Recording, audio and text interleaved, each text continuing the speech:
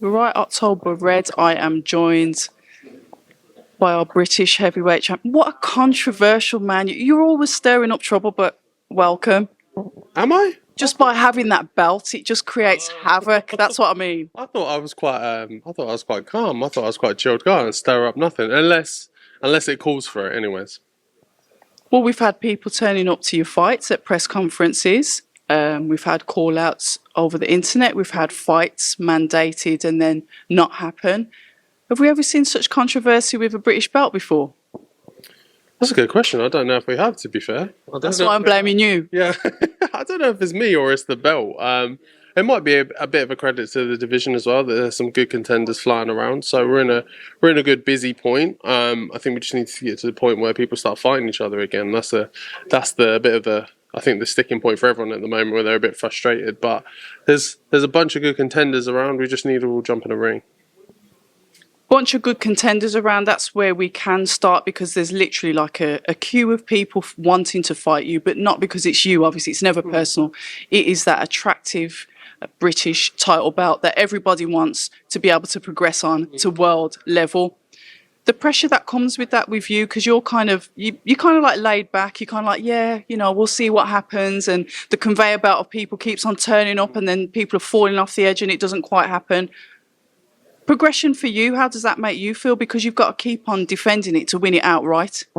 Yeah, that's fine. As long as I'm moving forward, I'm happy. I think the most annoying thing for me is complacency, is staying still, is standing in the same place, especially when, like you saw with the Frazer situation, where you build towards a fight, start getting ready, prepping things, and then everything goes flat immediately, and you feel like a bit like that was a waste of my time. Where I could have been putting that into other fights, or we can get ready for something else, or setting up something different. So that's the only point where frustrations kick in. But aside from that, I'm chilled. Another possible contender, David Adeleye, somebody that turned up to the fight when you was on your last fight when you fought the American chap. Forgive me, I'm terrible with names. Coffee. There we go. You got it. I got it in the end. Anything going to happen with him? Do you think? What's going to happen next with yourself? That's part of the. It's half and half of the reason why we're here today is just to figure out a plan of which route we want to go down as well. Because I'm in a middle point now where I've got a few different options. Obviously, I can carry on with the British if that's something I want to do. I've got the WBA as well, so if I want to follow that route, that's an easy enough option. And then there's other belts I can go for, like the Commonwealth and European as well. So I can go charging towards those as well. So I think we're just trying to figure out what we think is the best path. Because, like I say, the one thing for me is I don't want to sit around stagnant too long. Sometimes with British opponents and the mix of broadcasters and things, that can be a bit of a problem. So if that's looking that way, then we go a different direction. We pick different options because consistency is one of the most important things. So that's the overarching plan at the moment. But then how do you deal with that as a fighter? You haven't come from this massive amateur background. You're not really involved in the politics of sport, as it were. But as soon as you start to step up the levels, this is where it's kind of like grinds to a halt because there's so many added parts to this wheel that you're on. How do you make those right decisions, and how do you remain like patient when it's just like, I need to keep busy, I need to keep moving? I think that's the biggest thing is patience.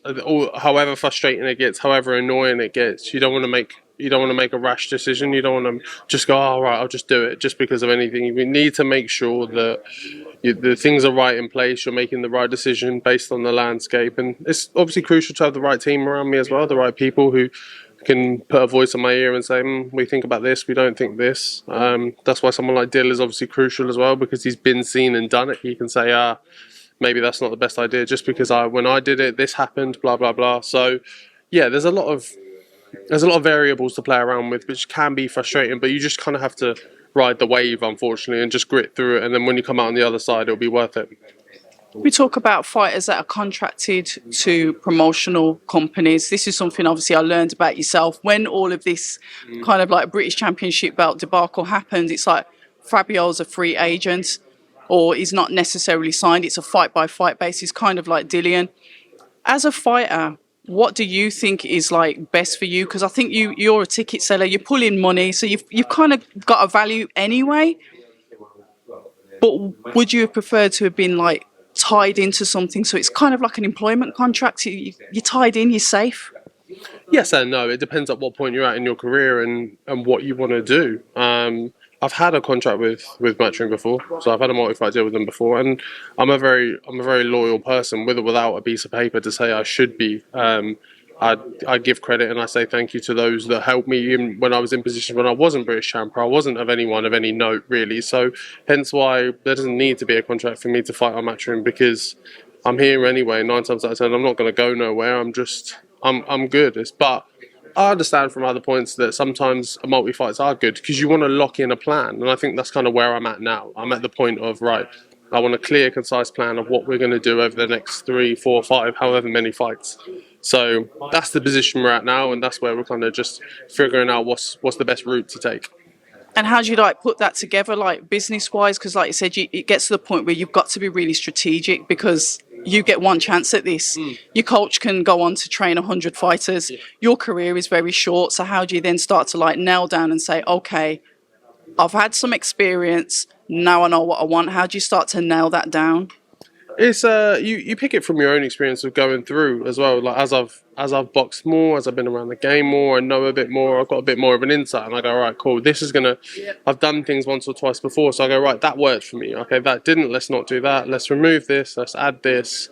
And like I say again, having the right people around you, and just having people you can have normal conversations with. It has to be a smart business decision, not an emotional decision as well. You have to kind of take away from it and look back and go, right, this is good, this isn't.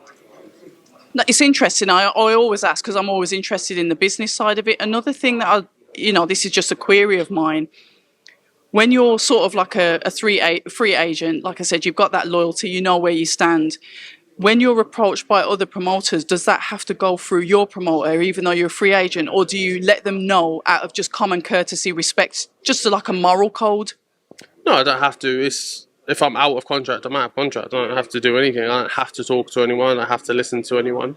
It's me. I can do whatever I want. But within that, I can say to people, look, that so and so said this and so said that, and you just try and you gauge everyone's reaction. You have to play independently as well and go. Yeah, it's me for myself at the end of the day. So I have to go, right, okay, cool. So and so said this, so and so said that, and weigh up the options. How genuine do I think that is? Is it this? Is it that? So there's a lot to play around with. Sometimes it can be more hassle than it's worth. Like I say, you have to keep manoeuvring after every fight, which can be frustrating. Hence why I think we're, at the moment, I want to move into something a bit more kind of concise and a clear plan. We like that. So when can we expect to see you out? Is there any? I mean, it would have been nice to see you on this card. Fair enough. I know nothing's been formally announced, so there's still a possibility. But if you were on this card, would it be for the British, a defence of that, or would it just be a fight to make sure that you stay active? I think activity is the priority right now. Whether it is for the British or not, it's probably looks slimmer than it does kind of more probable, just because of the shorter time frame for someone to get ready for that. So maybe just we stay active and tick something off and then go, right, okay, let's go, and we keep moving past that. So yeah, we're at a point where we just need to have a look. But going on this show would obviously be something I'd want to do. I love being on big cards, and yeah, it does make sense as well. My last 2 fights was an undercard of Dills and then an undercard of AJ's, so it all goes together pretty well. But whether that comes together or not is a different question. Interesting. We're going to move on to, your manager, kind of like a mentor, somebody that's always been there for you and give you that key advice. Oh, here comes trouble. Here comes trouble. I've been waiting for him all day. Fabio, who would you like to fight? Anyone for the British title? No, Fabio. Real talk now. Okay, I got you. Who would you want to fight? Either David Adeleye, Frazer, Clarke. So how about if you call those guys out like a real man now? Oh, hang on. I gave one of them an opportunity. I gave one an opportunity. He went missing. You need to call them out and right now and say, yo. Yo. Fight talk. You need to say, fight me. Look, I already gave one an opportunity. He went missing, so he's at the back of the queue anyway. So the only one left is David. And he's been here, there, and everywhere, bouncing around on TalkSport, this, that, and the other, saying some things. So I'm here, I'm ready, I'm waiting. So if he wants to go, we can get it on. How many rounds do you think you'll win that fight? 6. 6? Quick 6. Comfortable 6. I'll play for 3, and then for the second half of the 3. So you want to take him to school? That's what you're saying? I want to show him what it's like to be in there with someone who's actually been in a real fight before. Yeah. So, Who do you think will win that fight? anything you want to say? Who do you think will win that fight? Anything you want to say? hang on. You can't sit on the fence. Who do you think will win that fight? I've sparred both of you guys, and I know Who was what better? Huh? Who was better? Me. Yeah. Okay. Me. Yeah. Me. I was better. I was better. Yeah. This is not about. Put it this way. Okay. You're the British champion right now. Yes, you're the boss. You're the man. You're the dog. I'll run it. And you got a guy who wants to be the dog who wants it. Yeah. So say the words to get him to want it now, to want to see you and have a go at you. I'm the one with the belt. I don't need to entice anyone. If he wants to come and get it, he can. I've already laid it out and said he can. So if he's man enough and he wants to come get it, then it's there, ready and waiting. Oh, if you're man enough, bro. This one. If you're man enough, do you hear that? We ain't rating you, bro. David, you better not let us down in North London, bro. Come on. It's the challenge is there now, so there's no excuse. You better tell Frank Warren to get it done. If you can't get it done, I'll get it done for you. That's you're a funny guy. That was very good. Imagine if I had enough money to pay him. Using the roof. Listen, we can talk about that because we know the to-in and fro-in that you've had, but we're going to talk about Dillian. Dillian has got a tough task ahead of him, a rematch. Some would say, who wants to see that fight? Me, for one person, said, I do. Your thoughts on that fight, Fabio? It's a great fight. It's a great fight for the both of them as well. They're in a bit of a sticking point of their careers where they need a big. Here we go. We're back in. We've got all three. What about you two? I said he's a bit past the old British title these days, but that's a good little Is he? dab. You know what? Deal done. I'll take it. Yeah, How much? I'll take it. I don't worry about it. I'll take it. I know he's on a lot of money, so I'm getting paid at least as much. Stuck it on you. I like. I'll take it. Yeah? I'll take it. Where'd you fight him? I'll fucking take it. Money's money, bro. Tell you what, it's a great fight. Stick it on the 12. Portman Road, isn't it? Yeah, we'll stick it on the AJ. On the AJ. No. Forget the What do AJ's you mean? You're not ready? No, bro. I'm fucking born ready, bro.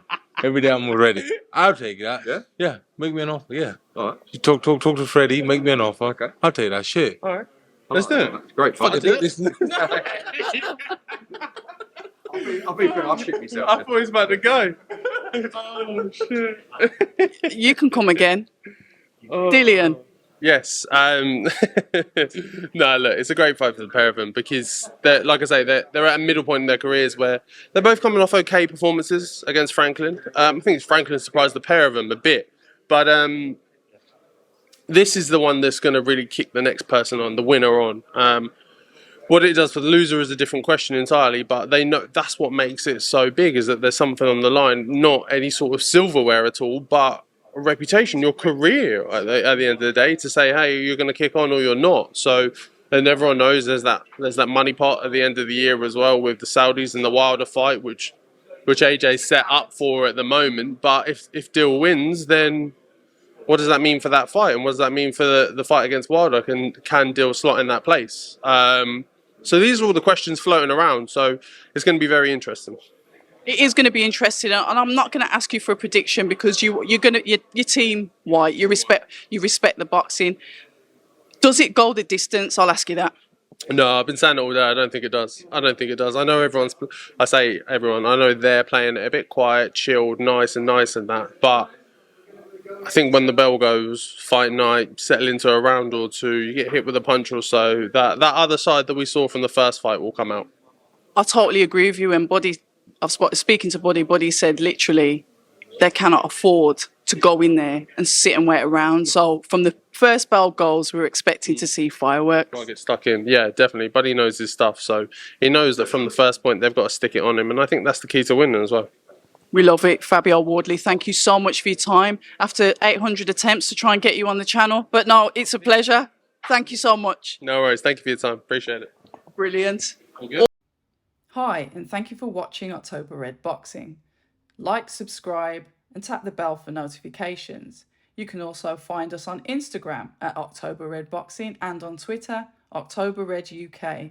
And remember, at October Red, we stay ready.